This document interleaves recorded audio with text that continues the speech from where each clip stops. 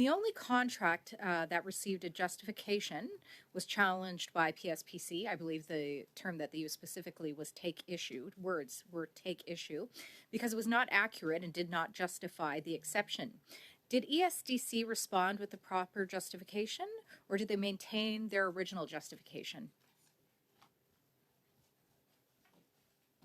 The justification that's cited in the report is the only one we saw. We didn't see a subsequent that might have been previously adjusted, but what we saw in the file is what's reflected in the report, and it provided inadequate justification in our view.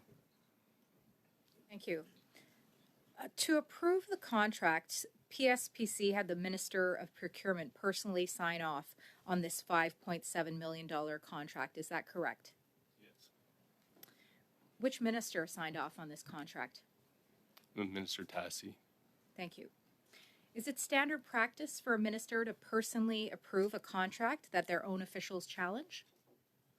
So in this circumstance, we did look for the rationale as to why the minister signed off on this specific contract. So there is an internal delegation instrument, I believe, within the department that, based on the dollar value associated with the contract, required minister approval.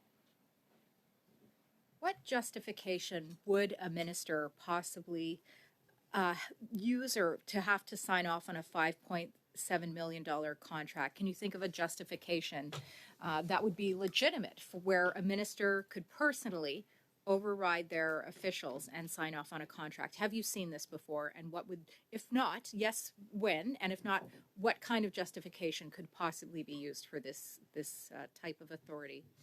So I will say the implication of any political actor in a procurement process is not ideal, because it puts the political actor in a difficult position, whether approval or rejection of the recommendation to ultimately enter into the contract.